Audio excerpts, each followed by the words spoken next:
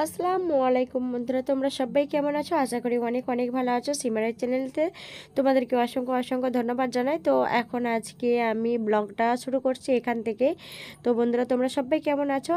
তো এটা অবশ্যই কিন্তু জানাতে ভুলো না প্লিজ। তো আজকে আমি কি কি কেনাকাটাগুলো করেছি তো সেইগুলো একটু সবই শেয়ার করে দেবো বন্ধুরা। তো চলো বন্ধুরা, দেখতে থাকো।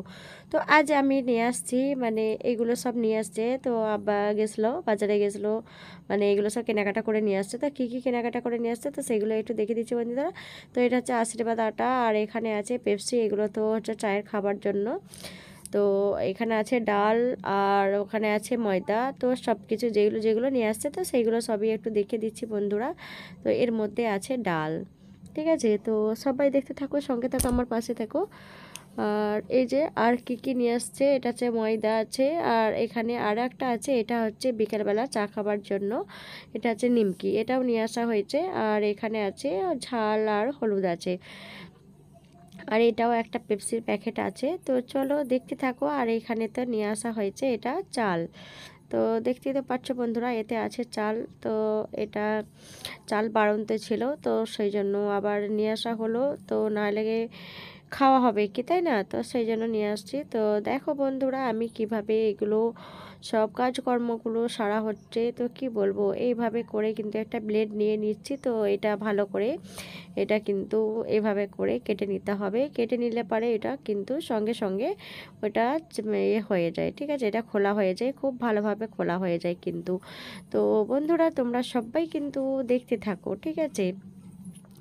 তো তারপর আমি একটু কাজে বেরিয়ে পড়লাম। তো কোথায় যাচ্ছি তো সেইগুলো সবই একটু দেখতে থাকো বন্ধুরা।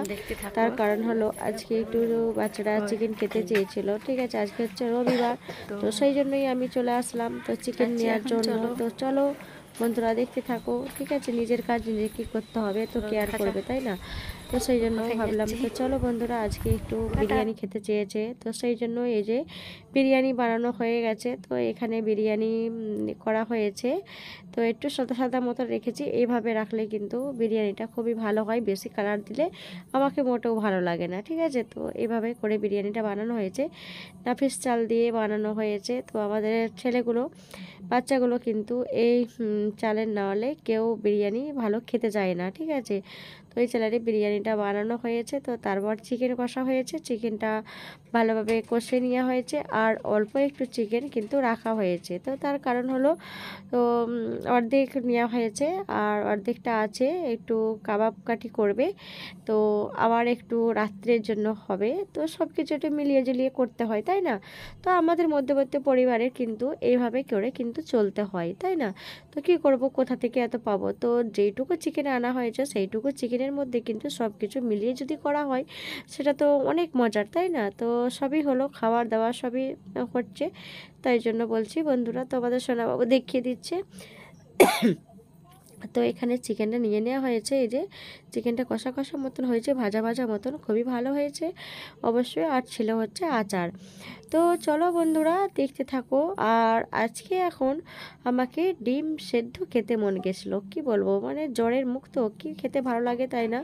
তো সেই জন্য হাফ সেদ্ধ ডিম খেতে চেয়েছিলাম। তো কি বলবো বন্ধুরা, এটা ফুল সেদ্ধ হয়ে বসে আছে, কি বলবো, কিচ্ছু করার নেই। তো চলো বন্ধুরা, দেখতে থাকো আর এইভাবে ভিডিওটা আমার সাপোর্ট করো। তো বন্ধুরা, দেখে নাও, এই যে আমাদের সোনাবাবু ডিম খাচ্ছে, সবাই খাচ্ছে। তো এরপর আমরা এই যে আবার এটাও বানানো হয়েছে, এটাও খাবে। আর চাটা দেখি, চাটা দেখি, সঠিক সময়ে সঠিক জায়গায় পেশ করুন।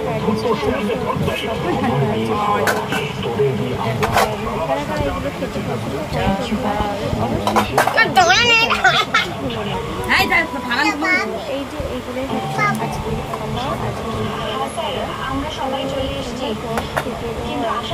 খাওয়া হচ্ছে বন্ধুরা, তোমরা সবাই দেখে নাও।